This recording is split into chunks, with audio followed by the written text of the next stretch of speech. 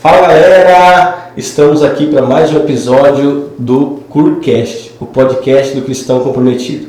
Meu nome é Everton. Eu sou o Cleiton, estamos aqui com o padre Genivaldo, que é assessor do movimento de cursilha de cristandade na cidade de Maringá, e também é coordenador da ação evangelizadora na Arquidiocese de Maringá. Então convido vocês para estar conosco nessa jornada, seja bem-vindo, seja bem-vinda e vão aproveitar esse momento conosco. Tudo bem, padre? Tudo bem, Everton, Cleiton, um prazer estar aqui. Vamos aqui começar esse novo projeto com o cursinho. Muito bom. Padre, primeiro a gente queria que o senhor se apresentasse, falasse um pouquinho sobre o senhor, sua vida, quem é o Genivaldo, antes de ser padre, o processo até se tornar padre. Fala um pouquinho do senhor. Eu sou o padre Genivaldo, estou padre há 17 anos, agora esse mês, dia 29, fiz 17 anos de ordenação presbiteral. Atualmente eu estou na coordenação da ação evangelizadora na Arquidiocese de Maringá, também estou colaborando na catedral, ali com missas, confissões, visitas, então também colaborando na catedral e assessorando o movimento do Cursilho, né, que nós estamos nesse momento aí de repensando o papel do assistente eclesiástico, do assessor para os movimentos e querendo chegar mais mais proximamente assim, né? Só eu tenho assumido nesse momento essa assessoria e esse acompanhamento do Cursilho. Eu estou com 49 anos, fiz esse ano, nasci em 75, uma família de 13 filhos, um pai e a mãe, 13 filhos. Os primeiros anos da minha vida, ali, os 4 primeiros anos eu trabalhei, minha família morava nos sítios aqui ao redor da cidade de Maringá, nos sítios assim mesmo no plural, porque em 4 anos do meu nascimento até a gente ir para a cidade foram basicamente 3 experiências, porque meus pais não eram proprietários de terra, eram meeiros que trabalhavam ali naquela época dessa modalidade, né? Que eu vivi um pouco assim no sítio, tenho algumas lembranças dessa comunidade de sítio, mas eu era muito criança.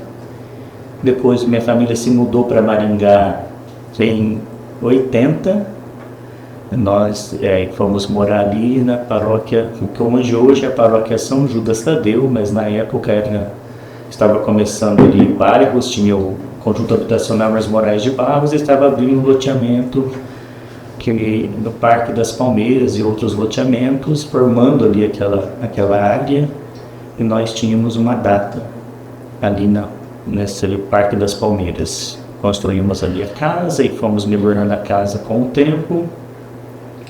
Também a inserção na comunidade, né, porque era uma paróquia que estava se formando, mas ainda era uma comunidade da paróquia São Francisco de Assis, ali, o padre da São Francisco ia ali formar as comunidades e fazer o atendimento.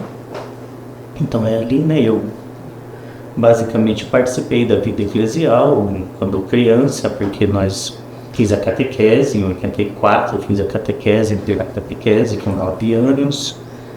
Conheci a minha mãe, mais minha mãe do que até meu pai, participava ali da SEB Santa Joana d'Arc, dos grupos de reflexão que tinha ali. E isso aí era basicamente o que nós tínhamos ali de vida eclesial, a missa e a escola, né? Comecei a estudar no Colégio Alfredo Moisés Maluf, ensino fundamental. Cheguei ali até o nono ano. E então é um pouco isso, né? Assim, mas quando eu terminei a catequese pela Eucaristia, ia na missa assim esporadicamente, mas não tinha uma adesão consciente à igreja, né, como adolescente. Minha família não era assim, todo mundo, a mãe ia na missa, alguns irmãos iam, mas a mãe participava de comunidade, do apostolado da oração, mas não era algo que era de todos nós, assim, da família, né? E aí, como era muito comum naquele momento, a gente tinha que logo começar a trabalhar para ajudar nas despesas de casa. Não sei se o pessoal lembra como eram os anos 80, os anos 80, os anos 90, nós Então, que hoje o salário mínimo é uma maravilha, que as pessoas são super bem remuneradas, mas naquela época, recém saindo ali da ditadura, né, então o salário era muito baixo, inflação muito alta, e a gente, então, todo mundo tinha que trabalhar para garantir o mínimo, né? Sim. Garantir o mínimo da casa, e logo quando a gente tinha idade, a gente já ia para guarda-mirim, né? Fui guarda-mirim, trabalhei ali com 13 anos na fábrica de acolchoados Maringá, que trabalhei 6 meses, não deu muito certo, né? E depois, quando eu fiz 14 anos, eu fui trabalhar no supermercado J. Agostinho, na época aqui na Brasil. Ali trabalhei auxiliar de padaria, como pacoteiro, entregador, das entregas com bicicleta, reposição. Só que aconteceu nessa época, eu saí de estudar de manhã, então eu estudava de manhã e ia bem com as notas, tinha assim, facilidade para a questão de compreender os conteúdos e tudo mais. E aí eu fui estudar à noite e trabalhando. Então, nesse primeiro ano, estava na 7ª série, eu não dei conta, assim, tipo, de estudar e trabalhar. Então, eu parei de estudar e aí fiquei um pouco à noite ociosa, assim, né? Saí do trabalho e aí comecei a entrar nos comportamentos de passar no bar, de ver ali as pessoas conversando, o pessoal jogando sinuca ali, e comecei assim a experimentar, beber, e teve um momento lá em que eu fiquei bem embriagado por esse comportamento, e isso assim me assustou um pouco, né, porque não era assim tão raro nessa época e também na minha família, de que o trabalho, dessa forma, esse ritmo de trabalho desenvolvia nas pessoas o alcoolismo, né? Tipo, seria nas construções civis, seria na diversas fábricas, assim, né? Então, desde muito jovem, as pessoas, para suportar a questão do trabalho e tudo mais, aquela vida que parece também sem perspectiva. Então, aí tinha a questão da bebida, assim, né? Muitas pessoas desenvolveram alcoolismo nesse roteiro, assim, de trabalhos, né? Trabalho em casa, sem o estudo, essas coisas assim, né? E até esse momento o padre não tinha vocação, ele não tinha essa vocação para o clero, mas a vida na igreja era mais ou menos isso que o senhor falou, isso, a catequese. E aí nesse momento que o padre começou a trabalhar, e aí teve essas situações. Então, nessa situação que eu tive, assim, que eu me dei conta, né, assim, dela, né, de que a vida, né, a vida, ela é bastante frágil, e ela tem um potencial grande, mas ela tem também uma perspectiva, assim, de que a gente pode arruinar a própria vida, né? A gente desenvolver uma idade muito jovem, ou independente da idade, né, desenvolver alcoolismo, adicção, essas coisas assim que a gente via acontecendo muito ao redor da gente, né, que era famílias que despreparadas, né, foram expulsas, praticamente não chegaram a ser expulsas do sítio, mas teve um êxodo rural muito grande e foi ocupar a cidade sem infraestrutura, sem cuidados.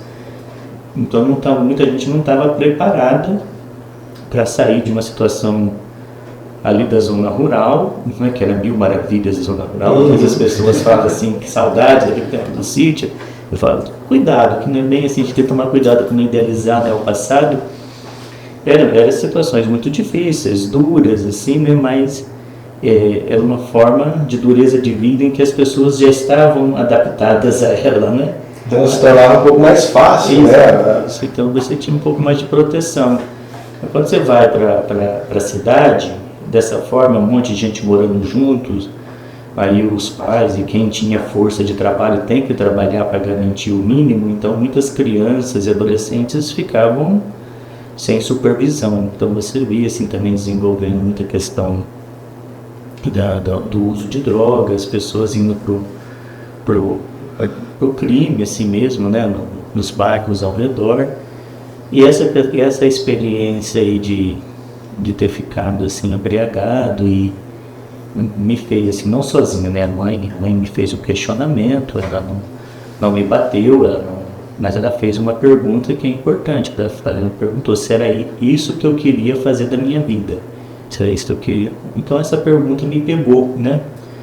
E como a pergunta pegou, então eu comecei a refletir sobre isso e a catequese de crisma. Nessa época eu estava na catequese de crisma, então eu já assumi a catequese de crisma mais conscientemente, procurando assim formas de entendimento sobre o que fazer com a vida,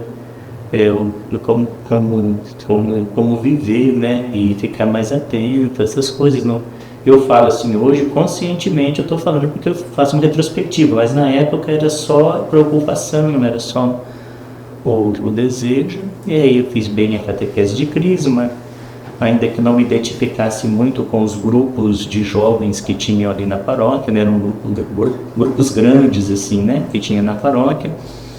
Então eu ia nesses grupos de jovens que tinha, né? Depois eu fui participar de um grupo da Renovação Carismática, que na época também estavam sendo grandes grupos, né? Na época, eu estou aqui já nos anos 90, a primeira metade dos anos 90. Eram grupos como Ajudes, grupo como Ágapes, né? Que, com esses grupos eu também não me identificava, mas aí tinha um grupo de oração chamado Nova Jerusalém, que se reunia muito longe de casa, era lá no Colégio JK, né? Quem conhece ali Maricá, nós estamos ali no norte e ia lá para o sul, né? E tinha o grupo Cristi ali, da Cristo, mas esse grupo, Nova Jerusalém, ele era um domingo de manhã, né? E ele era um grupo pequeno, assim, ele era um grupo que nunca cresceu. Então havia bastante espaços para partilhas, para conversas, assim, né? E eu fui ali desenvolvendo ali, né? Mas minha personalidade é bem tímida, então mais nas leituras, nas confissões que eu comecei a assumir, nas confissões sempre uma orientação espiritual, uma situação ou outra, né? Tínhamos o Padre Onofre, atendia a confissão, acho que nessa época já ali na Santo Antônio. Então a gente ia, participava da missa aos domingos, então era esse ali a minha situação. Eu voltei a estudar, para ter mais perspectivas de vida, né? E fiquei um ano só sem estudar, na verdade, né? Ter mais perspectiva de vida, ter mais assim, ampliando a amizade, porque daí o grupo Nova Jerusalém, o trabalho também, né? No trabalho me oferecendo importantes amizades, né? Que eu tive no trabalho ali, gente importante, assim, também nos grupos, né? Que permaneceram bem significativas na minha vida ali, né? A Vera, o pessoal ali do trabalho, na escola também, onde a gente então depois veio ali outras pessoas dos grupos e a gente foi conversando e foi encontrando espaço, né, de apoio, de amizade, de reflexão. Essa é a importância maior do grupo, é essa daí, né? Criar essa amizade, né, padre? E o senhor está falando aí, você vai... hoje a juventude, né, trazendo para os dias de hoje um pouquinho, a juventude tem essa timidez também, né, de se inserir nos grupos.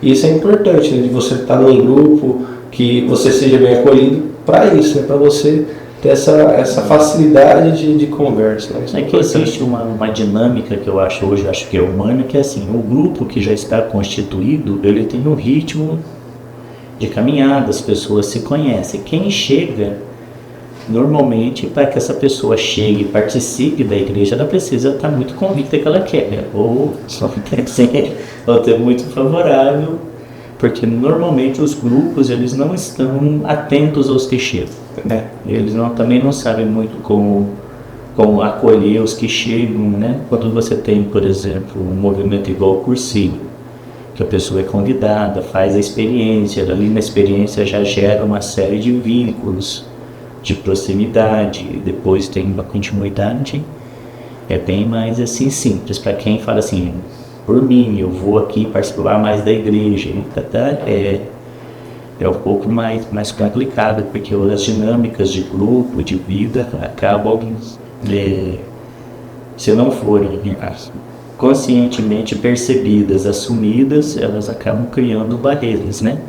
Mas a importância de um grupo de jovens, de adolescentes para um jovem, um adolescente é muito grande, né? Porque é um momento em que a pessoa está pensando sobre a sua própria vida, está colocando em questão as referências da própria família, independente dessa família é muito boa ou não, mas existe ali alguns conflitos, né? E está buscando novas referências da vida. Então é um momento de que a amizade, sobretudo assim, esse sentimento de amizade e os grupos como espaço de fazer amizades importantes, comprometidas, assim, com o bem da pessoa, é muito grande, assim, né? Tem uma importância muito grande na vida. Eu reconheço, assim, que esses três ambientes, né, podemos falar assim, a escola, ali, você não é amigo de todo mundo. O trabalho, né? O trabalho também oferece essa possibilidade de contatos aqui. E a igreja, como um espaço de você criar amizades e fortalecer uma amizade, porque são ritmos que favorecem a amizade porque eles são mais constantes, né? Você vai na escola todo dia, você vai trabalhar todo dia, você vai na igreja, você vai encontrar ali uma regularidade de grupos assim, importantes. E essa questão que o padre falou, testou um grupo num lugar, não deu certo, não se encaixou, testar outros lugares, testar outras opções dentro da igreja, ao invés de desistir, seria o ideal. Porque tem muita gente que chega na igreja, participei de um grupo, não foi legal, ele generaliza que a igreja não é legal e acaba se afastando. Então seria uma opção interessante a pessoa ir testando até onde ela se encaixa. No meu caso é mais assim, o grupo muito grande, assim, sabe? Aquele grupo muito grande, ele não me favorece muito, assim, né? Mas por perfil, não eram experiências ruins, era mais assim o perfil mesmo. E eu estava, naquele momento, em procura, né? Em busca e um pouco convicto, né? Mas dessa parte, a grande experiência religiosa que eu tenho de fé, ela está em torno da missa. A missa regularmente, assim, né, todo domingo ali ia na missa, foi um campo fundamental para mim, assim, de sustentar não só a minha fé, mas sustentar a vida, né? Aí foi na missa que o padre, na época o padre Jair Favarito, fez aquele desafio para os jovens, né? Eu nunca pensei em ser padre, nunca tive um padre, assim, né? Às vezes os colegas lá, contra o vocacional, falando de padres que se inspiravam, de experiências, assim, eu nunca fui muito próximo de padres, assim, né? Tipo, nessa juventude, nessa adolescência, assim. Então, aí o padre Jair perguntava, mas de modo geral, vai para mim, né? Tipo, o que nós sobre a questão vocacional, e ele ensinou, né? Lançou, não sei se ele fez consciente, mas lançou uma pergunta que era de que nós devíamos nos perguntar, chegar diante de Deus e perguntar, igual aquela frase de São Francisco, ele colocou aquela frase de São Francisco lá, né? De São Francisco, o Senhor, o que queres que eu faça, né? Tipo, se colocar à disposição de Deus, assim, né? Aí eu ia na missa, então o trajeto da minha casa na missa é uns 20 minutos caminhando, então eu fiz essa oração, lia muito a Bíblia, né? Lia muitos livros, mas assim, não. Eu sentia conforme ia tendo curiosidade, ia comprando, né? Aí lia bastante e aí comecei a fazer essa pergunta. E conforme eu ia fazendo essa pergunta, então que começou a surgir essa possibilidade. Então, por que não servir a Deus como padre, né? Inicialmente ali o exemplo de São Francisco, que foi uma referência importante, né? No sentido de falar, é uma pessoa que assume uma vocação no próprio lugar, né? E ele vai nesse próprio lugar de vocação, e a vida dele ele mostra uma transformação da sua vida. Então, um ideal mais religioso, assim, no início, né? Mas aqui a diocese, o Padre Núncio, na época, ali na Santo Antônio, acolhia os jovens por discernimento vocacional, depois ele mandava. E isso era mais ou menos ali 92, 93, ali, né? E eu estava indo para fazer essa conversa com o Padre Núncio, mas assim, eu via minha sombra, assim, no chão, assim, né? E eu fiquei, nossa, mãe, né? Eu acho que porque eu tinha uma autoimagem muito ruim, ainda que tinha aberto algumas perspectivas de vida, mas era uma vida ainda que não tinha muitas perspectivas, eu não sabia se eu queria fazer faculdade ou não. Então eu até pensei nisso, né? De que ali, naquela condição de vida, qualquer pessoa procuraria um refúgio, né? Então, fiquei pensando se seminário ou seria uma fuga, essas coisas, e eu voltei dali, né? Nem cheguei a falar com o Padre Núncio, assim, de verdade, assim. E seu irmão, você estava com quantos anos? 18, 17, 18, assim, né? Tava no último ano do ensino médio, assim. É uma idade que, eu falo assim, a gente tem muitas dúvidas, né? Porque, você mesmo falando, né?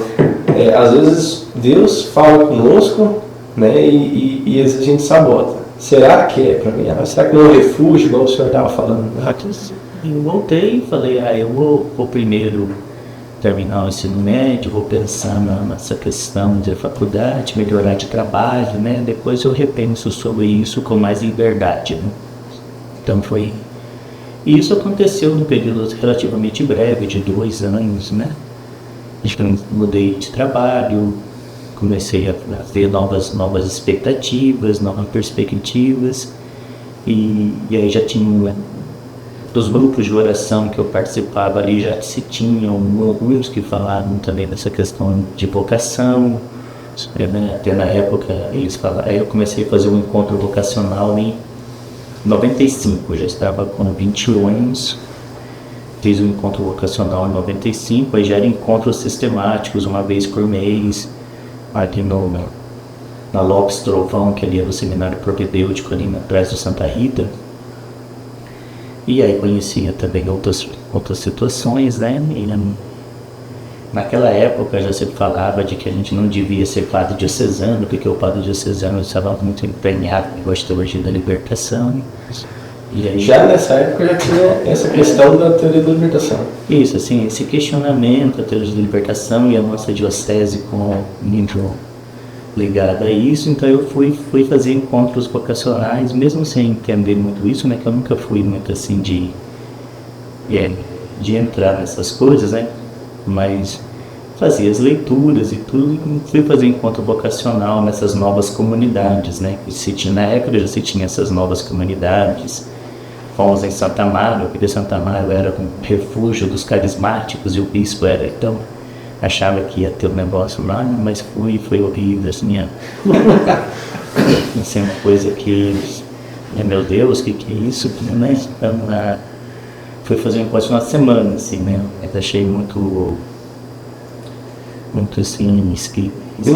Não se identificou com o carisma? Não, é mais que isso. Eu achei muito achei muito esquisito, assim mesmo, tudo que eu vi ali, né? E aí acabei ali, terminei o encontro de 95, não entrei no seminário, né? Estava em dúvida sobre onde, não. Mas sobre entrar não, mas mais sobre onde, né? Essa vontade já queimava no coração, né? Já estava mais consolidada. Isso era mais assim, como, né? Porque no próprio encontro vocacional nós fazíamos a experiência de ver os diversos carismas da igreja, de ver as diversas possibilidades de serviço à igreja, de ser padre, né? A nossa diocese, que ela sempre foi muito responsável com o discernimento vocacional. Nós temos uma boa tradição aqui na nossa diocese de Maringá, dos nossos padres aqui, de propiciar um bom caminho de discernimento vocacional, assim, preocupado com o jovem, preocupado com a igreja, assim, né? Então foi um ponto em que abriu possibilidades, assim, né? Então isso era mais o como servir, né? ou padre diocesano, ou na vida religiosa, assim, né? E na época eu tinha um critério, que era o critério de que eu não achava que eu devia sair de Maringá. Eu devia ficar em Maringá por causa dessa experiência de São Francisco ali, né? E aí na época coincidiu que estava vindo aqui para Maringá uma dessas novas comunidades trazida pelo padre Geraldo Schneider lá no mosteiro, que era um mosteiro beneditino, né? E aí eu acabei entrando ali com outros jovens ali. Entrei em 96 nesse mosteiro. Em agosto de 96, cheguei ali até o noviciado. E aí fez um noviciado naquele mosteiro. Fui mandado embora não saí do mosteiro, fui mandado embora, apesar logo desde o início no mosteiro levantar vários questionamentos, várias críticas à constituição do mosteiro, sobre essa questão de eles não ser ligado a uma grande tradição beneditina, dos superiores serem um pouco instáveis, né? Tipo aquela experiência do discernimento vocacional do seminário ali no mosteiro já era um pouco diferente, né? Porque eles não eram um mosteiro ligado à grande tradição beneditina, eles eram uma fraternidade que se inspirou no carisma beneditino, assim, né? Mas era autônomos em relação a isso. Então tinha conflitos ali, né? Bem conflitos, bem conflitante, assim. Sim. E eu contestava, mas a gente achava assim, né? Eu e os outros jovens estavam ali, não. Normalmente a gente faz fotos, fazendo fotos a gente participa do conselho, e participando do conselho a gente pode ir mudando isso, né? E estava um pouco nessa ideia, assim, né? De que... Porque uma comunidade, vamos falar assim, né? Uma comunidade que ofereça segurança aos jovens para que eles possam fazer um processo vocacional, essa comunidade ela precisa estar inserida numa igreja, numa tradição maior, né? Então as comunidades muito assim, de alguém que teve uma inspiração, eu vou fazer aqui uma comunidade agora, a chance é de 100, talvez 2 que vão depois ali passar as crises e vão ali aceitar a orientação de um bispo sábio, de um acompanhamento, e vai passar aquele momento da crise e vai ser um caminho seguro de realização em Deus. Mas é um jogo aí de sorte, quase, né? Então, se eu for recomendar que alguém procure a vida religiosa ou vida sacerdotal, presbiteral, que procurem lugares que já estão mais constituídos com segurança, assim, no sentido de que tenha uma tradição, que já tenha passado pelas crises que todos passam, né? Para que possa porque a chance de ter um líder carismático, não no sentido de renovação, assim, mas que fala diretamente à pessoa e manipule e tire a liberdade das pessoas, não construa liberdade, é grande. Você tem quase que um espírito sectário, assim, vamos falar assim, né? É grande de você ter aí nessas inspirações assim, de novas comunidades.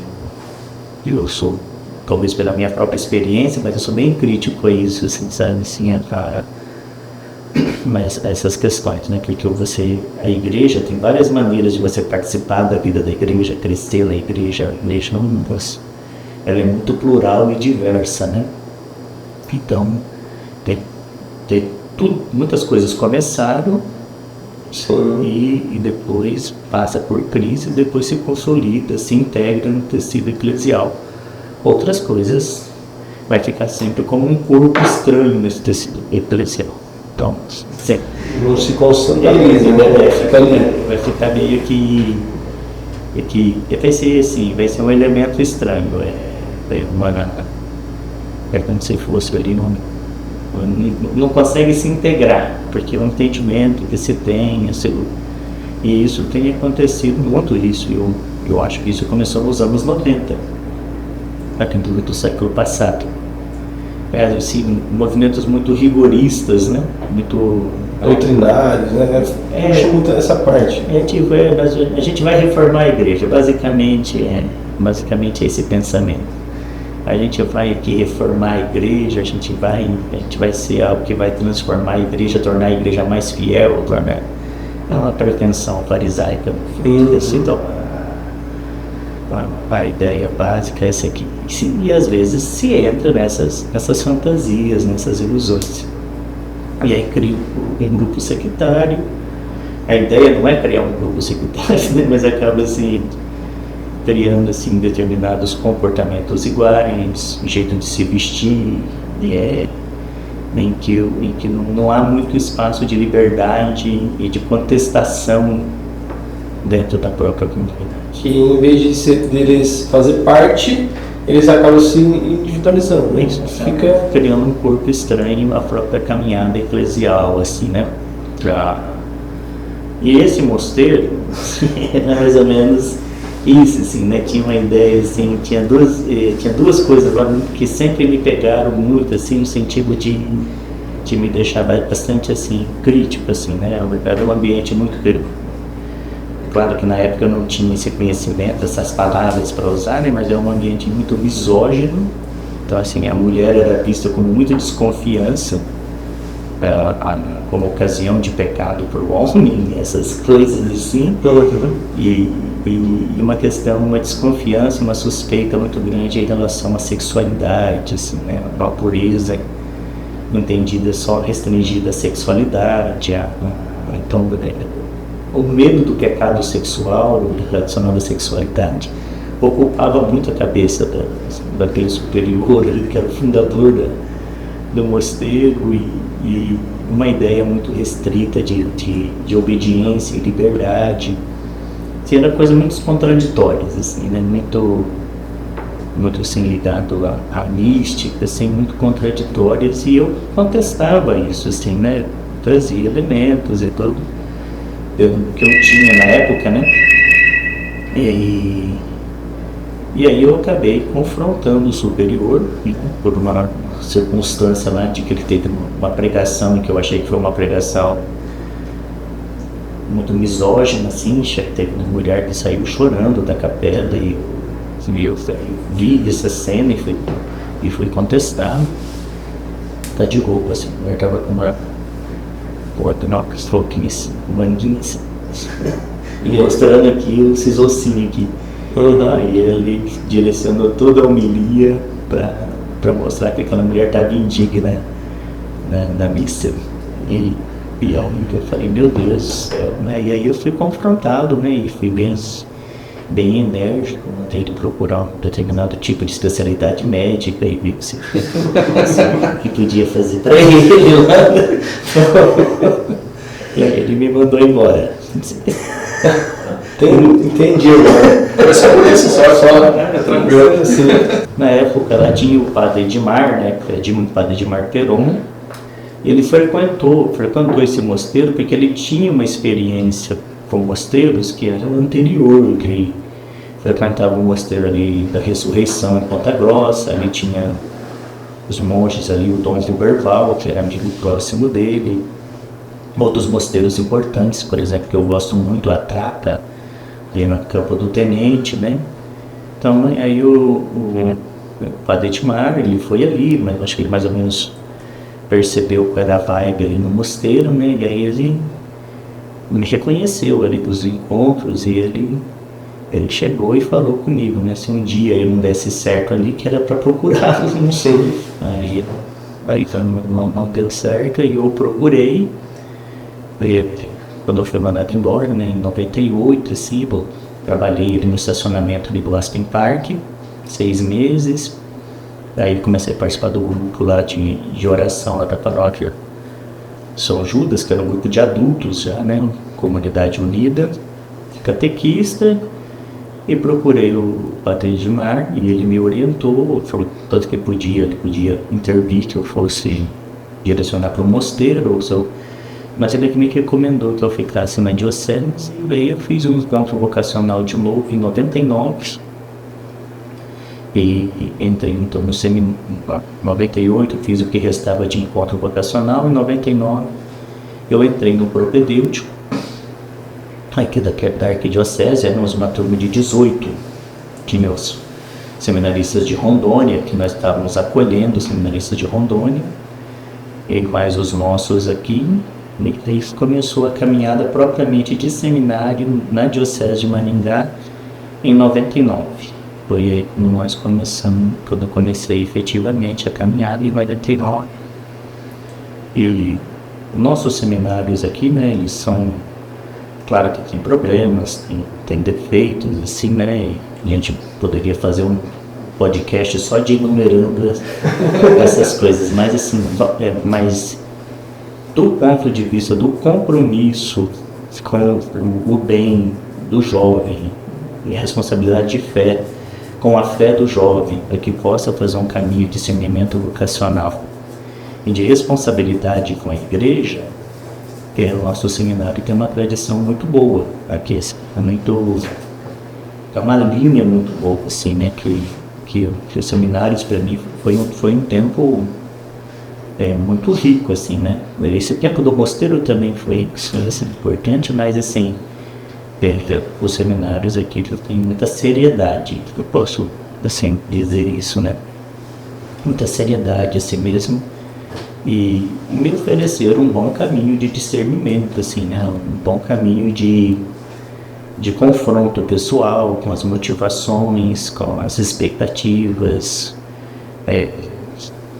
dentro da dimensão intelectual, boas referências, boas discussões, metodologia, né? Dentro da dimensão espiritual, bons diretores espirituais, os retiros, né, que foram oferecidos muito assim, significativos, profundos, né? Leitura da palavra de Deus de maneira bem profunda. E na teologia também, uma teologia muito consistente, assim, mas sobretudo a questão intelectual para mim ela é importantíssima, né? Mas o caminho importante do seminário para mim foi o caminho da espiritualidade, que é uma espiritualidade da autoinformação, da responsabilidade com a própria vida, com a vida das pessoas, no contato íntimo com Deus, comunhão íntima com Deus, integrando, né, afetividade, espiritualidade num projeto de pessoa, isso é importante.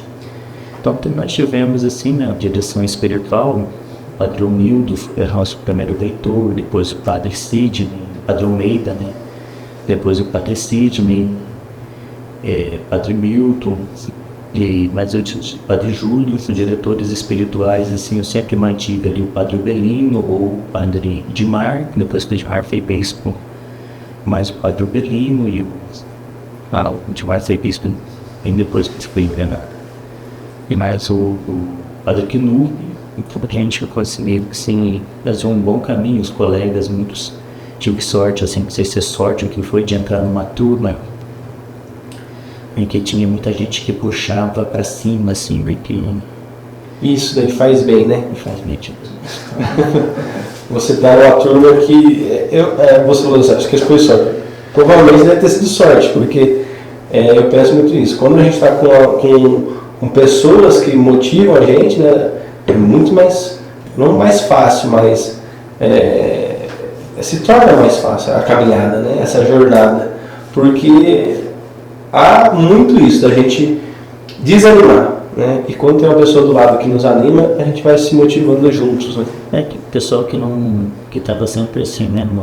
Não tava, queria um nível mais né, de discussão, um nível de...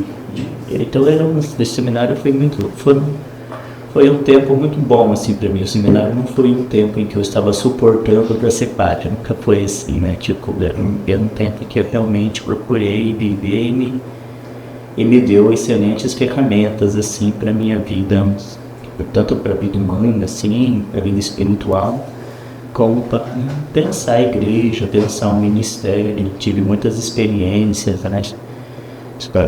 Romarias da terra, romaria do trabalhador, que eu não ia muito, né, renovação carismática não tinha muito essa pegada social, assim, essas coisas, mas depois no seminário comecei muito em Romaria da Terra, e na verdade tive experiências importantes com a PJ, tive experiências importantes ali com a lideranças, né? Amizades também, assim, destaco aqui a amizade com a Adriana Nichiano, que hoje é missionária lá em Guiné-Bissau. Então essas experiências, romarias da terra, do trabalhador, então veio assim de uma certa forma completar muito assim as minhas perspectivas de vida. Então foram experiências assim. Depois de padre, eu fui trabalhar em Paysandu, trabalhei na IPE. Uma coisa que sempre me chamou a atenção no seminário é essa questão que a gente chama hoje de cooperação missionária.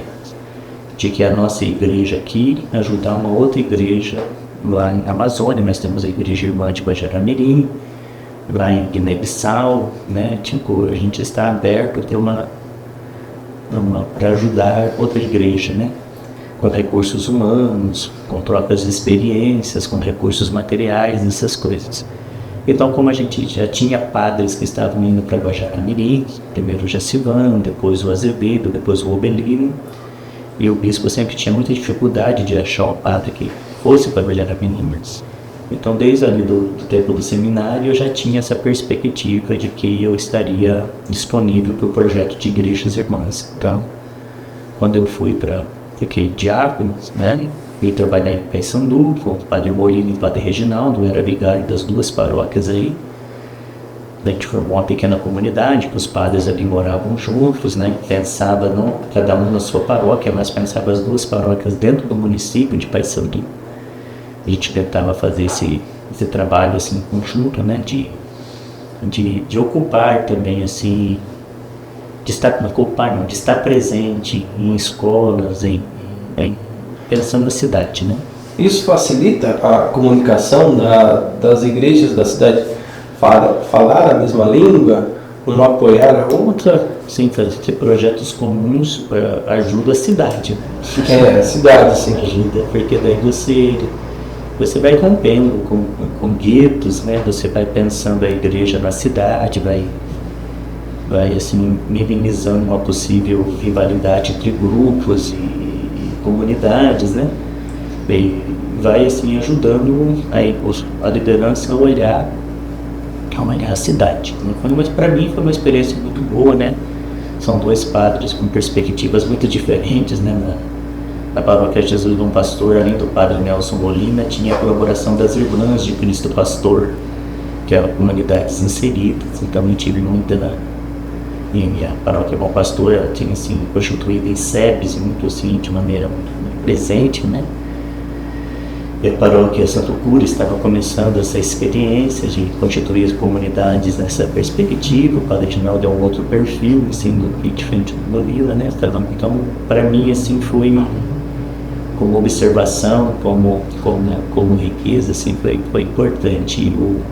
Mas eu tinha já essa perspectiva de que eu ficaria vigário até o padre Obelino voltar de Rondônia, e eu estaria disponível para ir, não iria, estaria disponível para ir.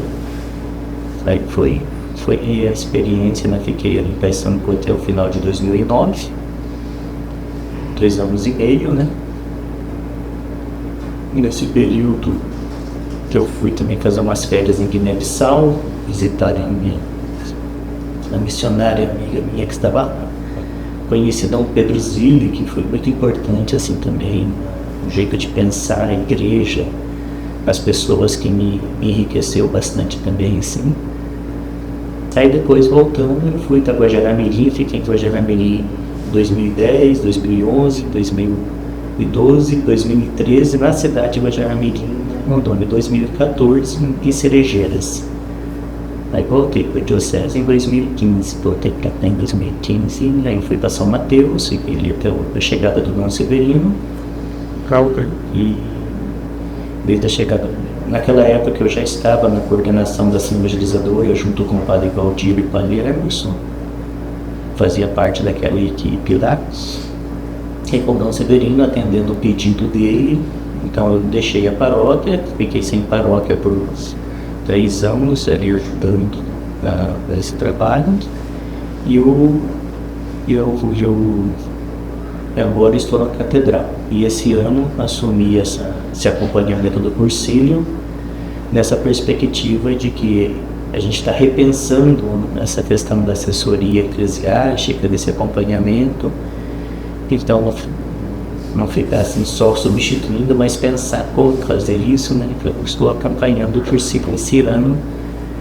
E aí, o ano que vem a gente vai ver. Mas que a expectativa é essa. Assim, nós estamos. Então, um pequeno resumo, né? Não sei quanto já deu os 40 minutos. Né? Não, é importante a gente conhecer, ter esse conhecimento da sua história, né? Porque a gente vê hoje as suas ações de hoje, que a gente conhece você hoje, né? Conhece essas suas ações e vê da onde que vem toda essa questão do olhar social, né?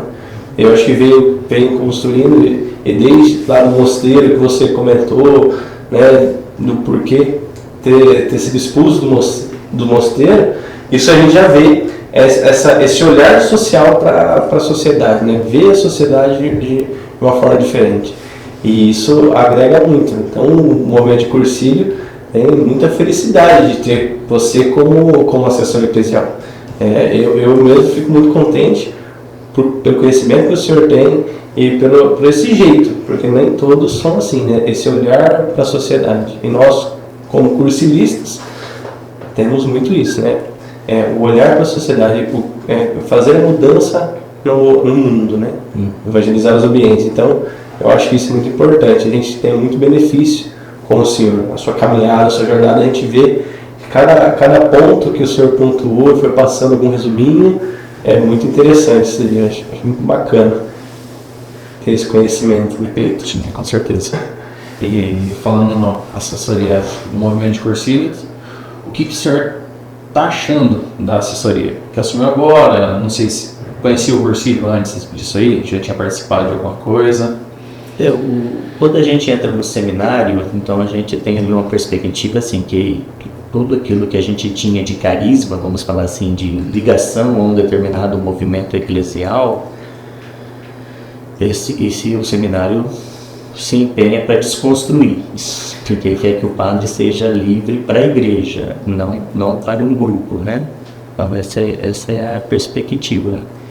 O Cursilho, nessa minha trajetória, era de conhecer, de ver, de ouvir falar, né? E depois, na história da Arquidiocese de Maringá, o movimento do Cursilho ajudou a estar presente, né? Tem um certo protagonismo em muitas coisas, assim, né? De que faz parte da nossa história, né?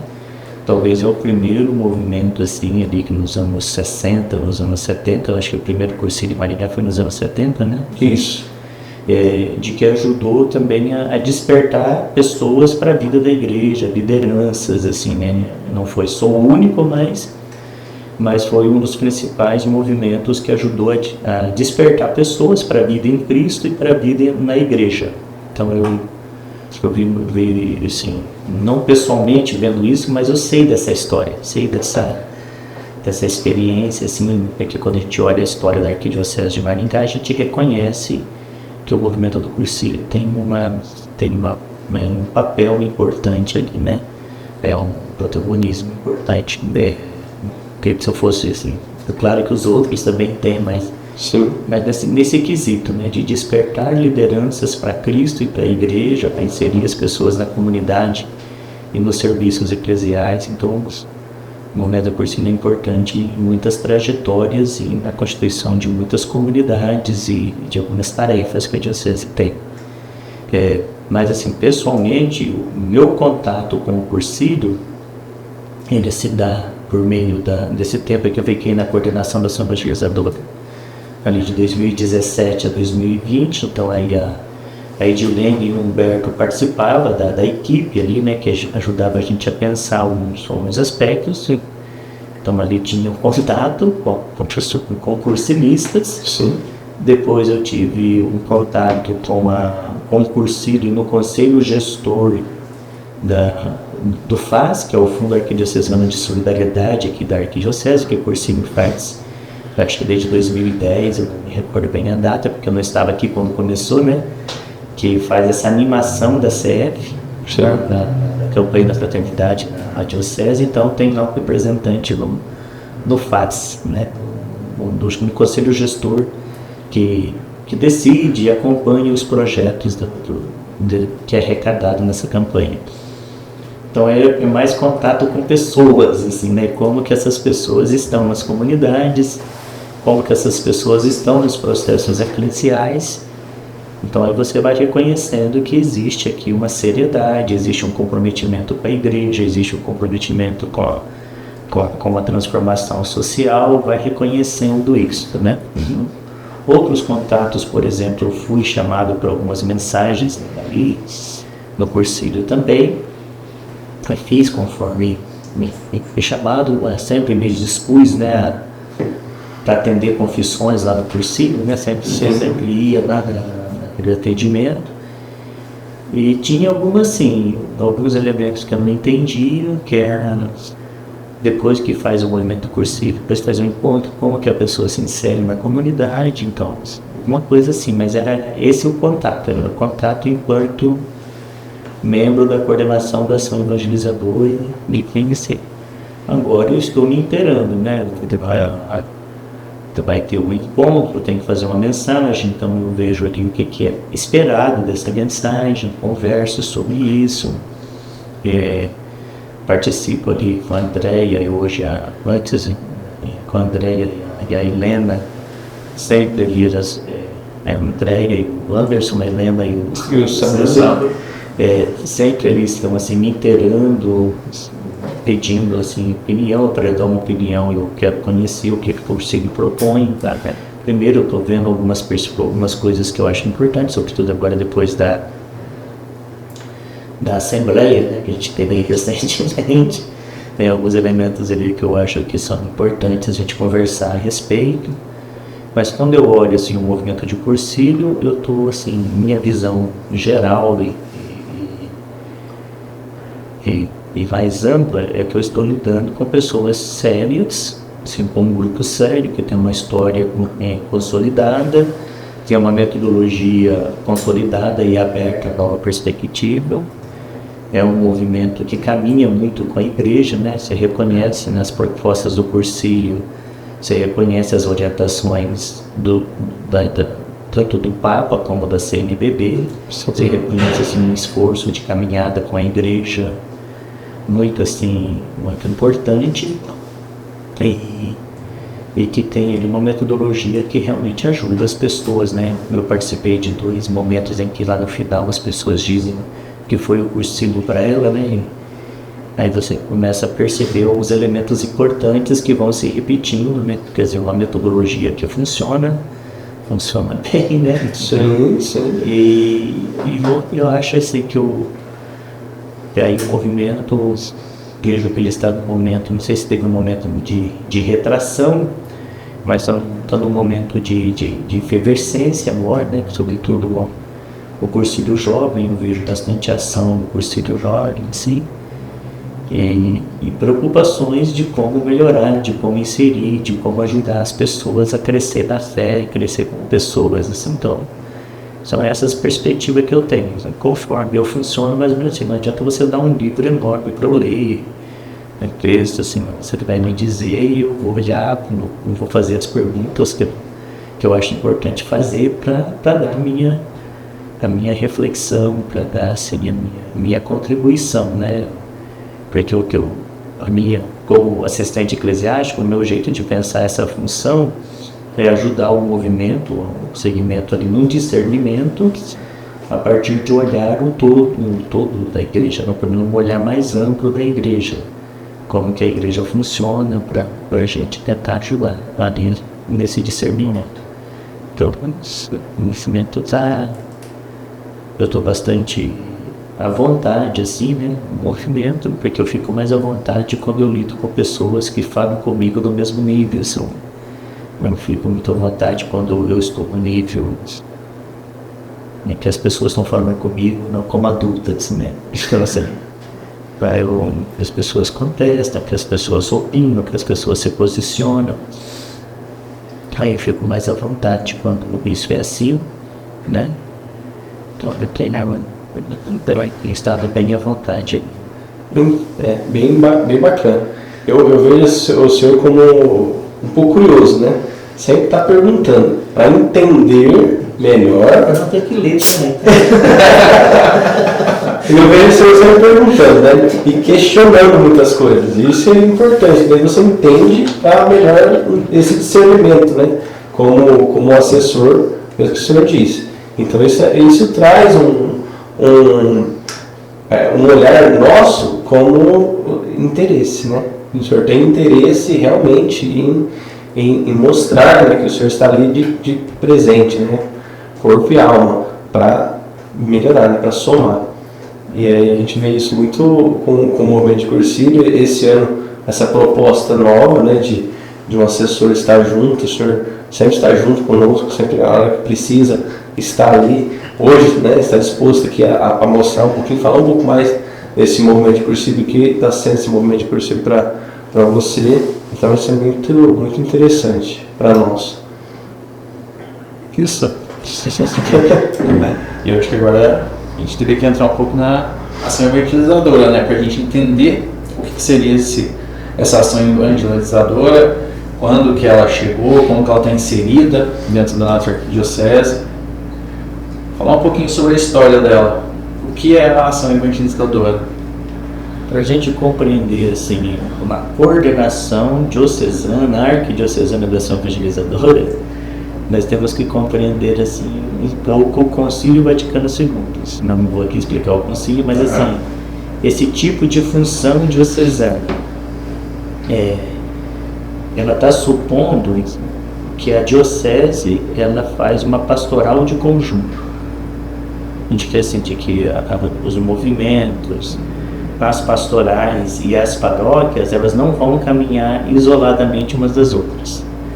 Eles vão caminhar a partir de um conjunto que é a própria diocese. A própria diocese, então, vai coordenar as ações em vista da evangelização, tanto nos níveis de comunidade e paróquia, como nos níveis de movimentos, de pastorais. Então a diocese ela vai assim, ter um papel de coordenação. A diocese é quem coordena, isso está dentro da eclesiologia recuperada pelo Vaticano II, na figura do bispo, e os bispos contam com os colaboradores, presbíteros e diáconos, né, ajudando a construir uma igreja, toda ela povo de Deus e toda ela responsável pela evangelização. O protagonismo laical, uma série de coisas que o concílio traz. Então, essas ações, elas não ficarão cada um fazendo o seu, claro que vai respeitar a especificidade, mas vai dialogar com essas especificidades e construir um plano de ação para orientar o caminho daquelas pessoas que estão e daqueles grupos e das paróquias que olhar para caminhar junto, né? Então seria nesse contexto que a gente fala de uma coordenação da ação evangelizadora, de uma igreja que quer caminhar junto e respeitando as especificidades, as diversidades, tanto de carisma quanto de necessidade da igreja, respeitando essas particularidades territoriais e de grupos, mas que tem uma linha de ação. Essa linha de ação, aqui o bispo ele tem essa linha de ação a partir da colegialidade episcopal, das conferências episcopais, e tem essa linha de ação na comunhão com o Papa, com a caminhada da igreja. Então aqui o bispo chega assim, ele está na sua diocese ele vai discernir um conjunto de sujeitos, presbíteros, diáconos, lideranças leigas. Ele vai discernir a partir da realidade da diocese os projetos, as ações dentro dessas linhas que a igreja está propondo hoje, por meio do magistério do Papa, por meio do magistério das conferências episcopais. Então esse trabalho está nisso, né? Nesse empenho. Aí tem alguns instrumentos. O instrumento principal e é o instrumento do Conselho Arquidiocesano da Ação Evangelizadora e a Assembleia Arquidiocesana da Ação Evangelizadora. A Assembleia com um tempo de escuta e discernimento para definir prioridades e projetos, e o Conselho para acompanhar e fomentar novas reflexões. Não sei se eu consegui explicar aqui. Dá um direcionamento para todas as pastorais, mais ou menos isso. Não sou eu que dou. Sim. Entendeu? Não é o coordenador da ação evangelizadora que dá esse direcionamento. Mas é algo definido na Assembleia ali, vocês chegam a um ponto junto com o bispo. E no conselho, aí o bispo e o bispo, nós vamos chegando e por sua vez isso aqui está inserido lá na caminhada do país, né, na conferência episcopal e junto com o magistério do Papa, né? Vai seguindo esses caminhos. E não é o coordenador, o coordenador dentro daqueles ofícios que o bispo tem à sua disposição para governar pastoralmente uma diocese, é o que menos tem poder, assim, efetivo. Ele, por exemplo, nós não temos coordenação evangelizadora, diferente, por exemplo, de um vigário geral, de um vigário episcopal. Ele não tem autoridade para cobrar um padre, para cobrar um movimento. Essa autoridade não é dada a ele. Então, o direito canônico não é dada pelo direito canônico. Não reconhece, né? Falar assim, pelo direito canônico, no sentido de que você vai lá no direito canônico, não tem essa figura do coordenador da ação legisladora muito bem definida. Ao passo que você vai no direito canônico, o vigário em geral também definido, o vigário episcopal também definido, o vigário judicial está bem definido, assim, né? Então, esse trabalho é um trabalho, assim, compreendido como um trabalho de articulação das ações. Então, a ação evangelizadora está diretamente ligada a guiar os líderes de dentro da igreja ali, dos setores ali das paróquias, dar um caminho para eles seguirem durante o ano, seria isso? Aqui na nossa diocese, né, tem interessante essa parte, que assim, a nossa diocese a cada 4 anos nós ouvimos, vamos falar assim, as bases. A cada 4 anos nós ouvimos as bases diretamente, assim, né, que é pela Assembleia, pelo processo de Assembleia. Normalmente a cada 4 anos. No início mais, assim, vigoroso da nossa diocese era a cada 2 anos, né, tipo lá no nossa diocese estava se constituindo, né, pós-concílio. Era assim, uma vez por ano, depois era a cada 2 anos, e agora desde os anos 90 é cada 4 anos que a gente faz esse processo mais assim de escuta, consulta das paróquias, das pastorais, levantamento, e fazemos um plano de ação evangelizadora para 4 anos. E nós estamos, o último venceu em 2020, mas teve a pandemia, teve a chegada do novo bispo, e nós não estamos tradicionalmente com esse plano da ação evangelizadora. Nós estamos num tempo mais assim de repensar, articular essas situações, né? Vai ter que supor uma caminhada de conjunto. Tem que dizer assim, porque tem várias maneiras de você compreender a igreja. As paróquias isoladamente se compreendem, né? Então cada padre é um bispo na sua paróquia. Isso é horrível, se isso acontecer. Mas não é recomendável, né? Eu dizer que é horrível, muita coisa. Não é recomendável, assim. Então os padres caminham juntos a partir da região pastoral e tudo mais, mas o papel de coordenação de toda a ação da igreja é do bispo.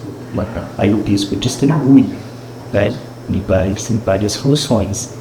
E essa função do coordenador da ação evangelizadora é uma função de quem vai articular esses processos de escuta e acompanhamento das ações para garantir uma certa caminhada de conjunto. Uma questão? A questão você explicou bem a parte do coordenador, né? E a parte da ação evangelizadora. Como que isso daí chega para os leigos, padre? Como que, assim, os leigos nós, né? podemos trabalhar sobre essa ação evangelizadora? Você pergunta assim, o que é ação evangelizadora? Mais ou menos isso. A ação evangelizadora é tudo aquilo que a igreja faz. Sim. A igreja existe para evangelizar. Então a igreja ali, hoje está configurada das diretrizes, né? Os bispos escrevem assim. A igreja, nosso objetivo é evangelizar a partir de Jesus Cristo, levando em consideração essas diversas realidades, o mundo urbano, em vista do reino definitivo. Então assim, estou dando aqui, né? Sim.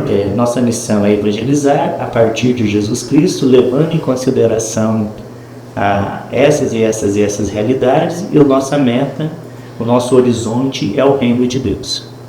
É Ele que nos ilumina para que a gente chegue lá. Então assim, isso é toda a igreja. Então essa igreja ela vai se reconhecer nas paróquias, e é melhor quando essas paróquias estão constituídas em comunidades eclesiais de base, porque você consegue ter referências para todos os territórios, né? Ela vai se reconhecer na articulação, nas ações dos movimentos eclesiais, associação de leigos. Então, todo mundo aqui está fazendo ação evangelizadora, entendeu?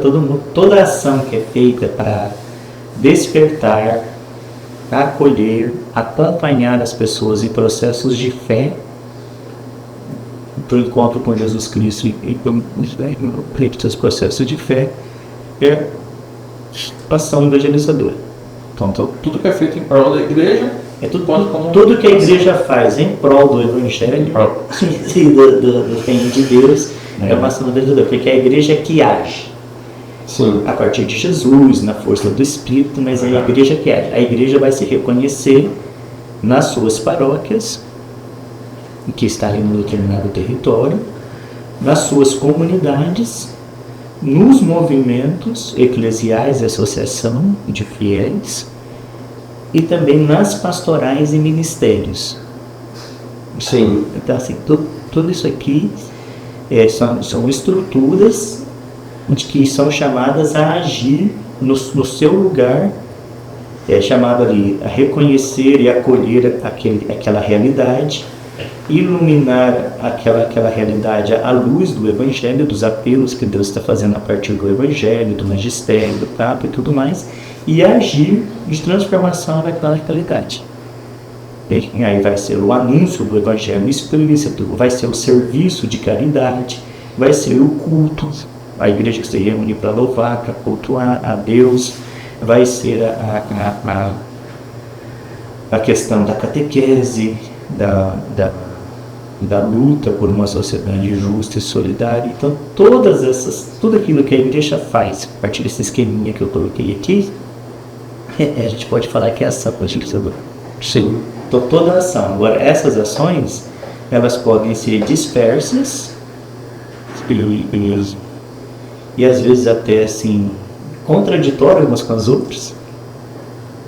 Então, desorganizadas. Isso. E ou elas podem ser dentro de um conjunto, de uma caminhada, que são aí essas referências. Então, a ação evangelizadora é tudo aquilo que a igreja, ao se constituir, e ela faz a partir de Jesus, na força do Espírito, em vista do reino de Deus.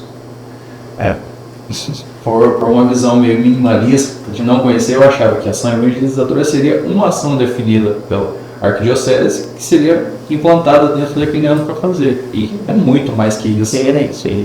Porque a coordenação, que aliás não precisa ser ocupada por uma pessoa só, e é bom que não seja, a arquidiocese tem que crescer nesse aspecto, né? Isso de maneira tem que crescer na reflexão sobre o serviço de coordenação dessa evangelizadora, mas é isso aqui. Então é um serviço de coordenação e articulação, mas a ação é tudo, vai ser tudo. E depois a gente tem isso organizado. Quem é o sujeito dessa ação? O sujeito dessa ação é a igreja legitimamente constituída. O núcleo central dessa igreja É a diocese que se reconhece nas paróquias. São as paróquias e as comunidades. E onde tem um batizado, a família. Família, comunidade, as comunidades eclesiais de base, as paróquias e depois o que está a serviço como articulação dessa ação. Região pastoral, conselhos, fica a serviço. Depois, expressões dessa ação, então nós podemos dizer assim, da especificidade que cada ação exige. Então nós temos os movimentos eclesiais, comunidades religiosas, que são expressões carismáticas dessa ação. Tipo assim, um movimento eclesial, uma comunidade religiosa, assim, tipo os irmãos da Santa Casa, as irmãs do Santo Nome de Maria, as irmãs de São Carlos Leon, as religiosas da instrução cristã. Então elas são expressões carismáticas dessa igreja que age, que vai responder a especificidades da exigência da evangelização. E junto com isso você vai ter ministérios e serviços. Ministérios e serviços a gente reconhece mais nas pastorais. Tipo, uma pastoral da criança, uma pastoral da pessoa idosa. Bom, é uma ação da igreja que não está ligada por um carisma, está ligada por uma ação da igreja. A pastoral dos enfermos e da saúde, a pastoral litúrgica, a pastoral catequética. Então aqui está ligados a uma estrutura de ministérios e de serviços. O ministério ordenado, entende? Sim. Então está aqui a serviço. Vendo assim, a pastoral é aquela que está no pátio da igreja e do templo, né? Assim dizendo. E aí a gente vai para os movimentos, é onde se expande mais? Mais para a sociedade ou não? Não, assim, a pastoral e ministérios está mais ligado como um serviço. E os movimentos é mais um carisma. Assim, tipo assim, é um carisma. Um carisma, assim, são grupos, associações de fiéis, seja por uma consagração, vai ter uma congregação religiosa, inclusive pode presbíteros, né? E diáconos e leigos que se associam em torno de um carisma. De um carisma assim, tipo, movendo por si. O carisma é evangelizar os ambientes, né? Tipo assim, então, conscientemente nós estamos assumindo despertar pessoas para o seguimento de Jesus Cristo, para fortalecer nela a consciência de que ela é a igreja, para que ela seja fermento na massa no seu ambiente. É isso, né? Isso. Exato. Então, que assim, tá vendo que tem aqui um carisma? Então, aí agora, esse ambiente vai poder, talvez vai exigir dessa pessoa, ou desse grupo ali, naquele determinado local, que eles atendam idosos. Aí, o serviço de pastoral da pessoa idosa, então eles vão engrossar o serviço de pastoral da pessoa idosa. Aí eles estão com o carisma, não vai interferir na ação, mas o instrumento que ele vai usar, que ele vai engrossar, que é um instrumento da igreja, é a pastoral. Então a pessoa foi despertada para Cristo, tem o carisma do cursilho no seu ambiente, e ela reconhece então que seu ambiente é a escola.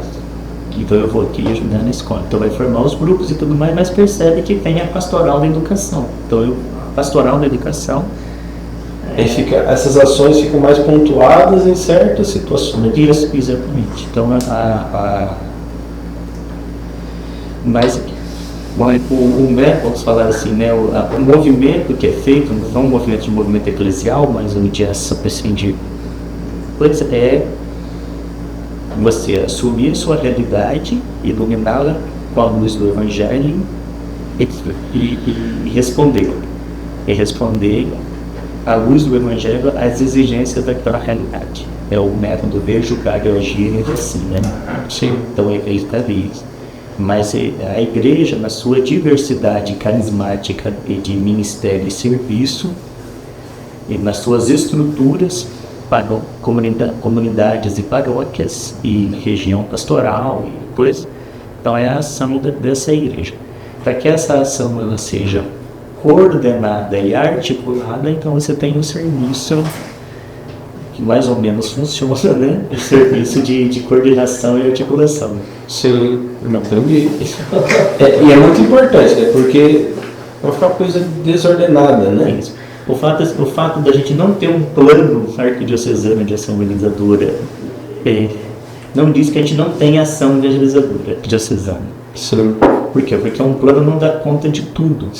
No plano, obrigado. Nossos planos, chegou um momento que a gente fala, vamos ter como prioridade fomentar a liturgia na nossa arquidiocese. Então aí constitui um plano de ação para que todas as paróquias caminhem juntas nos seus aspectos litúrgicos. Isso daí você tem que estar pontuando algo específico e vamos trabalhar em cima dessa situação. E isso pode estar num plano de ação evangelizadora eleito lá pela Assembleia ou não, porque às vezes vai eleger esse plano de ação litúrgica, de pastoral litúrgica, só os sujeitos que estão na pastoral litúrgica, os coordenadores paroquiais ou de comunidade de liturgia, junto com os padres, com os ministros, então define esse plano. E esse plano pode estar lá ou não no plano arquidiocesano da Assembleia Evangelizadora, porque a igreja ela não para, ou ela não se restringe a um plano da Assembleia Evangelizadora. Sim. Mas ela continua essa caminhada, novas realidades continuam se impondo, coisas que estavam consolidadas se enfraquecem e precisam ser repropostas. É a mudança no dia a dia que precisa se adaptar, né? Essa mudança de tecnologia, era essa uma pergunta que eu iria fazer agora para o senhor. Essa mudança de tecnologia, com esse aumento de tecnologia, como que a igreja, o clero, vê isso e está, assim, se preparando melhor para ela, para utilizá-la? Como que está a inserção da igreja com a tecnologia? Isso. Isso não é uma coisa nova, né? Porque Sim. Os papas, desde ali dos anos 40, tem uma mensagem radiofônica e tem lá um Dia Mundial das Comunicações Sociais, dos meios de comunicação social. O Vaticano II tem um documento chamado Intermerifica, que já fala dessas tecnologias de comunicação, né? Como que a comunicação não só entendida como rádio, televisão, jornal, internet, mas comunicação também de vias, né? De mobilidade entre as pessoas, toda essa capacidade assim das pessoas têm de se locomoverem, de se comunicarem, de entrar em contatos com várias realidades. Então tudo isso que a igreja tem estado atenta ali desde muito tempo, né? Quando esse meio era só viagens e cartas, São Paulo mandava cartas e fazia viagens. Quando esse meio era a imprensa, então os jornais, então quando depois a rádio, a televisão e agora toda essa questão da internet, do meio digital e a inteligência artificial, a igreja está muito atenta, assim, está acompanhando, está refletindo. Mas agora quando a gente fala da igreja, a gente tem que saber que a igreja tem assim, tem os setores mais específicos de vanguarda e de ponta nisto, e você tem o conjunto da igreja, de que a reflexão e as ações elas vão acontecendo num período muito grande. Num tempo maior de conquista de espaço, nós temos no Brasil comunidades que não têm energia elétrica. Entende assim? Na era da tecnologia de energia solar. Sim. Em que você pode, lá no meio de um sertão, montar uma usina solar e oferecer energia elétrica às pessoas. Mas você não tem, pensando no mundo, pensando na igreja. Então, eu falo assim, todo mundo tem acesso à internet de qualidade? Não, né? E as ferramentas que isso tem. Então, você tem a reflexão de ponta, assim, das pessoas que estão acompanhando, que estudam, que refletem com os bispos, com os papas, com as lideranças leigas, e essas reflexões e essas ações vão chegando no tecido eclesial em ritmos e momentos diferentes. E depende das urgências, vai chegando mais rápido. Por exemplo, nós tínhamos no nosso plano da Assembleia Evangelizadora a constituição da PASCOM em todas as paróquias. Vamos ver, quem sabe, uma hora dá certo. Aí vem a pandemia, que exige então um novo jeito de se comunicar. Quase todas as paróquias têm PASCOM. A PASCOM é novo? É algo Pastoral da Comunicação. Ela faz parte dessa reflexão. O CNBB tem Diretório Nacional da Comunicação, e lá propõe a PASCOM com um grupo de pessoas que ajude a igreja a refletir sobre a sua comunicação em nível de paróquia, em nível de diocese. Tanto a sua comunicação entre a igreja com a sociedade de modo geral, como a comunicação interna da igreja. Então aí a gente tinha lá essa questão, estávamos ali mais ou menos vendo como que isso avançava, aí vem a pandemia e exige E deu aquele boom, né? isso, de PASCOM, e agora tem que se estruturar, tem que compreender seu papel em relação aos meios da arquidiocese que já foram constituídos, tipo a Rádio Colmeia, o canal do YouTube, a revista. Então, como é que fica essa articulação dessa comunicação aqui? E a partir desse grupo, que vamos dizer assim, está mais atento a isso, que está já até hoje, nós já estamos em quase todo o tecido eclesial da arquidiocese, então aí que se vai acolhendo e refletindo sobre inteligência artificial. Hoje, por exemplo, foi criado, né, um grupo em nível de Brasil chamado o Observatório da Presença Católica nas Mídias Digitais. Aí tem duas figuras aí, Moisés, eu não vou saber dizer o sobrenome dele, e o Dom Joaquim Moll, que faz uma reflexão sobre isso, né? Porque nem toda evangelização é válida. E aí, esse é um ponto que eu ia perguntar para o senhor, a questão da evangelização. Tem o jeito certo, o jeito errado? Vou deixar Jesus responder. Mateus 23:15. Ai de vós, mestres da lei e fariseus hipócritas, que percorreis mares e terras para fazer um convertido, e quando conseguis, o tornais merecedor do inferno 2 vezes mais que vós. Mais ou menos, temos o jeito errado. Então você tem isso. Importante destacar que quando São Mateus escreve sobre o Evangelho, praticamente já não tem mais assim movimento farisaico, quase assim no judaísmo. E por isso, Mateus já está falando para comunidades cristãs que está com o fermento farisaico, do farisaísmo. Então, assim, tem jeitos assim mais seguros de você oferecer caminhos mais seguros de crescimento na fé das pessoas e caminhos não tão seguros. Aquilo que eu falava ali da questão das diversas iniciativas, comunidades que vão surgindo, elas vão passar por discernimentos. E hoje a mídia, né, se você pega a mídia católica, vamos falar assim, esse Moisés Esbardeloto, acho que esse nome, ele diz assim, né, que se constituem verdadeiros magistérios paralelos, que levanta suspeitas sobre a caminhada de uma diocese, por exemplo. Ele está procurando uma outra coisa, né? O São Paulo, ele passou por elementos como isso. Então ele ele fundava comunidades, orientava aquelas comunidades, ele estava seguro que aquela orientação estava de acordo com as colunas da igreja, que eram os apóstolos, porque ele apresentou esse projeto que ele estava fazendo para os outros. E nas comunidades de São Paulo, que São Paulo fundou, então começou a ter uma atividade de missionários itinerantes. E aí, por isso que ele escreve Gálatas, para defender o trabalho dele na comunidade da Galácia, contra esses missionários itinerantes que estão dizendo de que aquelas pessoas não vão ser salvas se não se circuncidar. Veja a segunda carta aos Coríntios. É São Paulo defendendo o seu trabalho diante daquilo que ele chama de superapóstolos.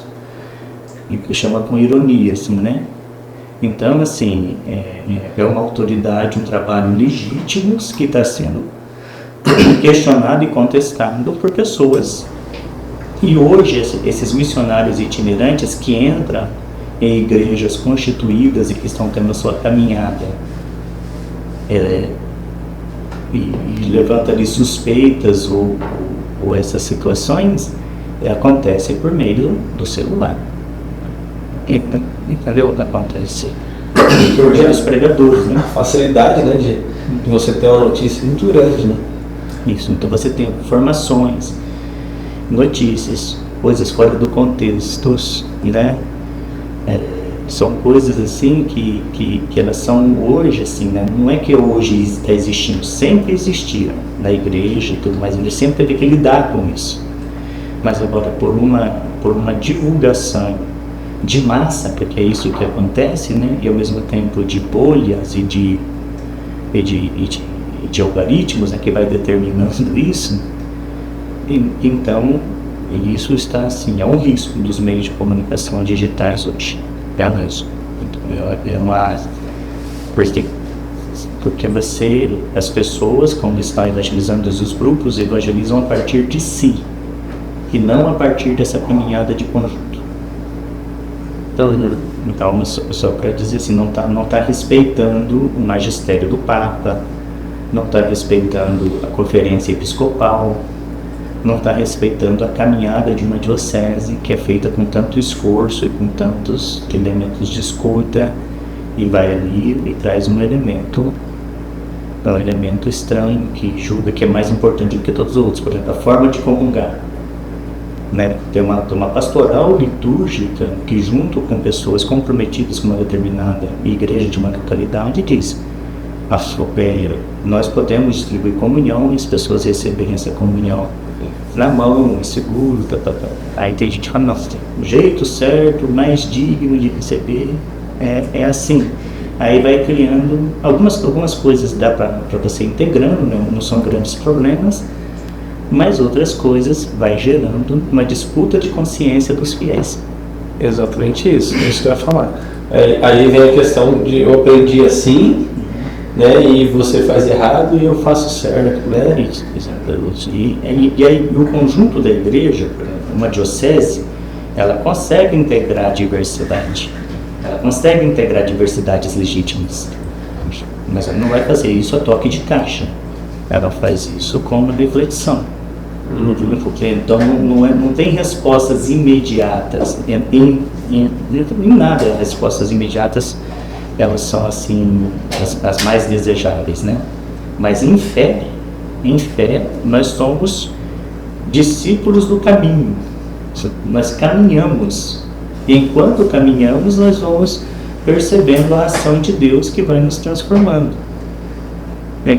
E aí quando você traz esses elementos assim, né? Tipo, nós que estávamos caminhando, né? São Paulo que estava caminhando tranquilo com as suas comunidades na Galácia, progredindo, né? com os cristãos de Tessalônica, progredindo com os cristãos de Corinto. Agora ele tem que gastar uma energia danada para defender o trabalho dele, o trabalho que ele fez de uma maneira legítima e correta a partir dos apóstolos, né?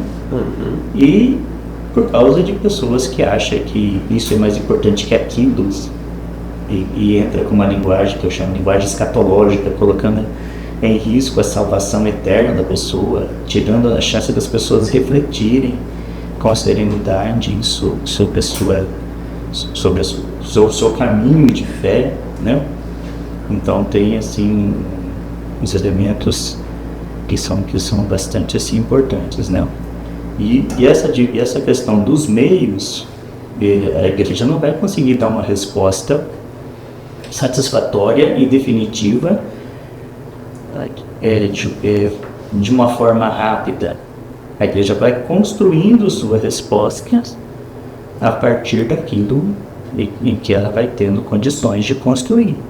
Então, tem um grupo lá que está atento, né? Um grupo significativo de pessoas em todas as dioceses, em todas as conferências episcopais, em nível de Vaticano, né? O Papa escreve todo ano uma mensagem para o Dia Mundial das Comunicações Sociais, o Dia da Paz. Então ele fala: olha, os meios de comunicação estão sendo instrumento de ódio na Fratelli Tutti, né? Os meios de comunicação são uma bênção, mas precisam de regulação, né? As novas tecnologias, não só na área da comunicação, tem tecnologias também na área da vida, né? Do nascimento, da morte, da medicina. Tem tecnologia relacionadas à exploração do ambiente. Então, são várias coisas. A igreja está atenta, mas ela não consegue chegar de uma maneira igual a todo o seu tecido eclesial ao mesmo tempo. Porque esse tecido eclesial também ele é vivo. A sua recepção, a sua receptividade de uma orientação vai depender do seu próprio tempo, do seu próprio ritmo de abertura, necessidade, desafios. Sim. Então, afinal, Então, assim, se a gente for aprofundando, a gente fica aqui muito tempo, né? É muito bacana essa conversa, esse entendimento. Pai, eu tinha uma lista de perguntas aqui pro padre, ele já... Passou tudo, mas vai responder, assim, a gente nem precisa perguntar, né? O conhecimento do senhor é muito grande. é só difícil de editar aí, né?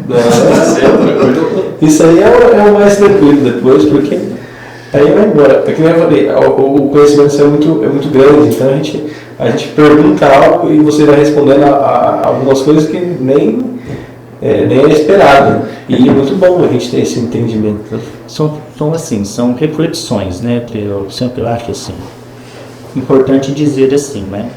A gente é mais livre na igreja a partir do momento em que a gente sabe que a gente não é a igreja toda.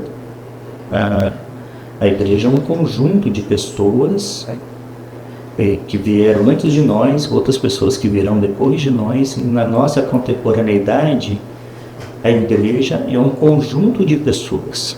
Um conjunto de pessoas assim, em que eu vejo a maior parte delas são muito sérias. Então a gente participa do conhecimento e da reflexão uns dos outros, né? E nesse participar, cada um de nós vai ter a sua contribuição. Cada um de nós vai ter o seu ponto, né, em que vai ajudar a igreja a refletir. Então, o conhecimento, na verdade, é um conhecimento do conjunto. A igreja tem o conhecimento, a igreja propõe bases, a igreja... Quando eu falo igreja aqui, não estou falando do Papa, dos bispos, estou falando do conjunto da igreja mesmo. Sim, total. Isso. E aí a gente participa disso e procura, primeiro, responder as próprias questões, né? Porque a gente tem uma questão de fé, a gente tem uma questão de uma demanda de sentido de vida, de que aquilo que nós cremos entra em conjunto com aquilo que nós vivemos, aquilo que nós esperamos a partir da fé entra em conflito com aquilo que nós efetivamente acontece na nossa vida.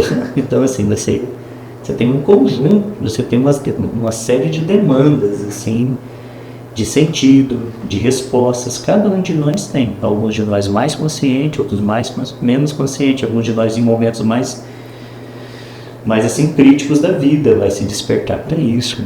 Então esse é um caminho que a gente coloca. Mas também, e como sujeito eclesial que quer ajudar a igreja a cumprir sua missão evangelizadora, seja o indivíduo, né? Ou seja, o grupo que a gente de pertença, que a gente está, então como sujeito eclesial, a gente também está respondendo demandas, a gente também está lidando com necessidades. E é importante saber em que a gente vai achar essas respostas. Mais rápido, mais demorado, a gente vai achar essas respostas. Por quê? Porque nós estamos sob a assistência do Espírito. A igreja, ela não age por si só, ela age conduzida pelo Espírito Santo. E a igreja tem uma referência muito grande. Eu poderia falar dos 2000 anos de história, mas eu nem preciso, porque você tem o próprio Evangelho, o próprio Jesus visto, meditado no Evangelho. Ele é uma riqueza muito grande para que a igreja possa, confiando em Deus, achar e construir as respostas que precisam para os desafios que a gente tem hoje. Basta a igreja permanecer fiel ao Evangelho, aberta, né, à ação de Deus que fala, e não ter medo da realidade, e não ter medo do tempo presente, não ter medo dos desafios presentes.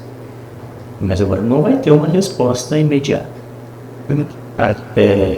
vai precisar um pouco caminhar no escuro. Vai precisar um pouco... Quando Deus chama Abraão, Deus faz uma promessa para Abraão que é absurda. E o que Deus pede de Abraão?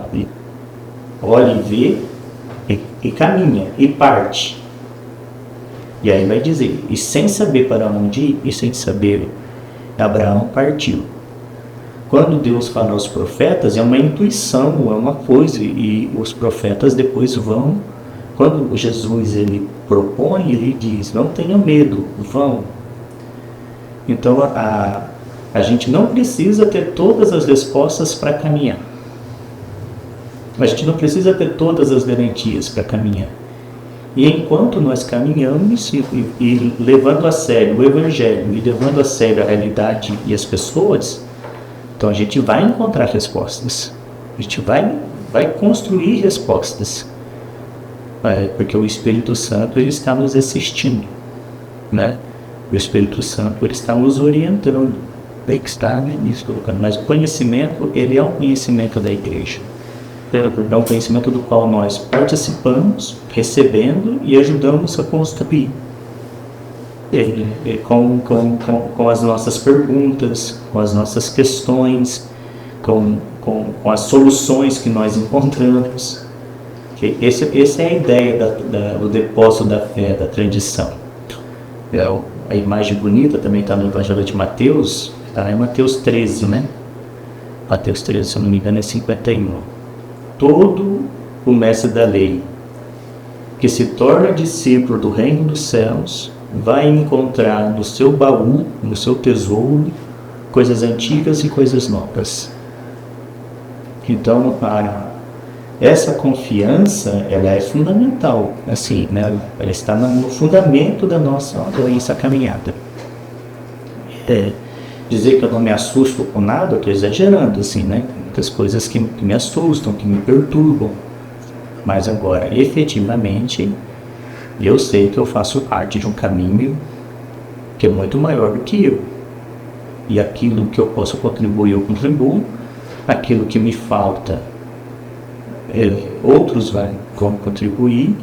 E aquilo que nós, de nossa contemporaneidade, não responder, não vai ser um grande empecilho para a nossa salvação ou para o caminho do Evangelho, e outras gerações irão achar essas respostas. É um caminho, a gente está em algo muito maior do que a gente mesmo. E aí, na fala do Senhor, veio muito na minha cabeça, né? Jesus não escolhe os capacitados, mas ele capacita os escolhidos, né? E aí tem essa... se a gente deixar. Por isso ter essa coragem, né, de assumir essa frente, né? E não ter medo. E pedir esse discernimento para Deus, tentar essa conversa com Ele, para que Ele nos dê essa resposta. Então, o Senhor, logo no começo da conversa, né, veio essa proposta do Padre Jair, e você ali caminhando, pensando nessa proposta, conversando, tendo esse discernimento, né? Então é muito importante para nós hoje assumirmos esse chamado, assim, é muito interessante isso, e isso daí, porque às vezes a gente fica com medo, mas eu não sei isso, mas eu tenho vergonha, eu não sei falar, e aí as coisas vão acontecendo e Jesus vai ajudando a nos capacitar. Então, é um sinal de humildade a gente se arriscar. Não é o contrário, assim, né? A gente vai oferecer o que a gente é, o que a gente tem, né? E eu acho que hoje também, assim, a gente está muito assim preocupado com o erro, mas nós andamos muito preocupados com o erro. Às vezes a gente acha grande demais, a gente acha que um erro que a gente vai cometer vai comprometer o universo, né? Uma falta de noção, de proporção, né? Vamos ser sérios, vamos ser pessoas comprometidas. Eu falo assim, primeiro comprometidas consigo mesmo, com a própria vida, né? É um dom precioso. querer fazer algo importante da própria vida, mesmo que esse algo importante seja para uma pessoa, seja para um lugar, não querer viver de qualquer jeito, né? Depois, ser sério e comprometido com Deus, né? E tem fé com Deus. Deus fala, Deus age, Deus é parceiro, Deus está junto, né? Não vamos descuidar disso, né? Então, vamos brincar com isso. Depois, sermos sérios e comprometidos com quem divide a vida conosco, hein? Com quem partilha a mesma sorte, o mesmo tempo com a gente. No caso do Cursílio, vamos ser sérios com o movimento do Cursílio. Vamos ser comprometidos. Não vamos fazer críticas vazias, mas também não vamos aceitar tudo sem refletir. Que a gente seja sério consigo mesmo, seja sério com Deus, comprometido, buscando sempre o melhor de si. Seja sério com as pessoas que compartilham a vida conosco, leais, essas pessoas, né? Compartilha a vida e a missão, né? Desde a família, do movimento eclesial, da igreja, comunidade, paróquia. E a gente, nessa seriedade, não é ser cheio de medos e paralisados. Nessa seriedade, a gente pode se lançar. Aquela história de medo, vai comendo mesmo. E Deus vai educar. Agora, assim, isso aqui, uma coisa que eu sempre respeitei foi a minha timidez, né? Porque depende, né? Então, timidez é um jeito. Mas eu vou dar os passos, entende? Eu vou dar os passos. Eu vou assumir alguns riscos para que a gente possa caminhar. Mas agora também isso tem que estar sendo cultivado com humildade, né? Isso, proporcionalmente assim, com humildade. São Paulo tem uma expressão que ele diz, né, que ele não tenham de vocês mesmos um conceito muito elevado. Tem um justo conceito de si mesmo. Esse justo conceito de si mesmo não é que a gente não é nada. A gente é filho de Deus, tem uma contribuição para dar. A gente caminha, a gente reflete, mas agora a gente não é o todo. A gente não é a gente que vai salvar a igreja. Se a igreja precisar ser salva, ela vai ser salva por Jesus. E certamente não vai ser uma pessoa que Jesus vai levantar para isso, vai ser um conjunto de pessoas ao longo de um tempo. Não é a gente que vai salvar o mundo, não é uma pessoa que vai salvar o movimento. Mas cada um de nós tem uma contribuição para dar nisso, né? É diferente. E a gente vai, essa contribuição nossa, em forma de conjunto, para continuar na caminhada. Para encerrar agora, padre, eu queria que você desse uma mensagem assim, para o público que nos ouviu aqui um pouco, para deixar registrado alguma coisa direto para o público. Exatamente. Além do que a gente conversou, se tiver uma mensagem a passar, fica aberto assim. Então, retomando quase tudo que eu falei aqui, né? Primeiro, assim, a gente precisa confiar em si mesmo. Hoje em dia tem muitas pessoas que estão fazendo com que as pessoas não confiem mais em si mesmas, que levante suspeitas sobre si mesmas. Confiar em Deus. Deus, ele é presente na nossa vida, voltado para nós como alguém que quer nos ajudar a crescer, a ser feliz do jeito certo, para usar aqui uma expressão do padre Zé Smith. Deus, ele está junto de nós, ele está junto de nós. E quando ele coloca-se acima de nós, é como naquela imagem lá de Deuteronômio, é como uma águia sobrevoando o ninho para incitar os filhotes a voar. É para não ficarmos parados e fechados em nós mesmos. A transcendência de Deus, assim, a grandeza de Deus é para que a gente não se feche em si mesmo. Então, a gente olhar assim, considerar, né? Então, confiar em Deus. Deus como próximo, Deus como caminhando junto, Deus como parceiro da construção de uma pessoa responsável, digna, feliz, de uma maneira justa. Assim, né? Tenha muito cuidado quando você está sendo incitado a ter medo de Deus. A gente precisa ser sérios com Deus, ter seriedade na vida, né? E confiando em Deus, coloque-se à disposição de Deus em primeiro lugar, e depois, na disposição de Deus, fique atento, porque Deus vai contar com você, né? Em um movimento eclesial, Deus vai contar com você numa comunidade, Deus vai contar com você numa resposta aonde você está. E a partir daí, Ele vai contar com você, e se encontrar disponibilidade, vai até te enviar para outros lugares, mas onde você está primeiro, que Deus está contando para você. Acho que é isso. A gente fica muito feliz de ter tido você aqui, ter topado ajudar a gente a crescer um pouco. Muito do que você passou pra gente, me identifiquei, eu vou levar pra vida isso, e só agradecer. O agradecimento, né, nosso de o senhor estar aqui, disponibilizar um tempo para conversar conosco, né, para passar um pouco do seu conhecimento, da sua história de vida, é bem importante. Eu agradeço mesmo do fundo do coração. Esse daqui é um dos primeiros episódios que a gente está gravando, então agradeço que você está apoiando essa ideia, né, e estar junto conosco, caminhando. Agradeço mais uma vez a vocês de casa e vamos seguir com a gente nos próximos episódios. Espero que consiga editar, né?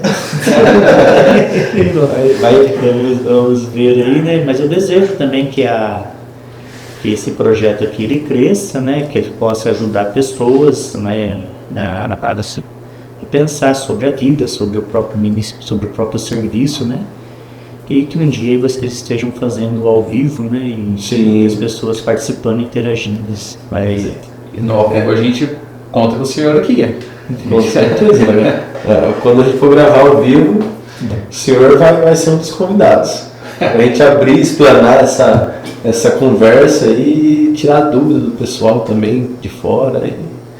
E aí ter esse tete a tete, né? Ao vivo, que é um pouco mais difícil. Obrigado e sucesso. Obrigado, padre. Muito obrigado.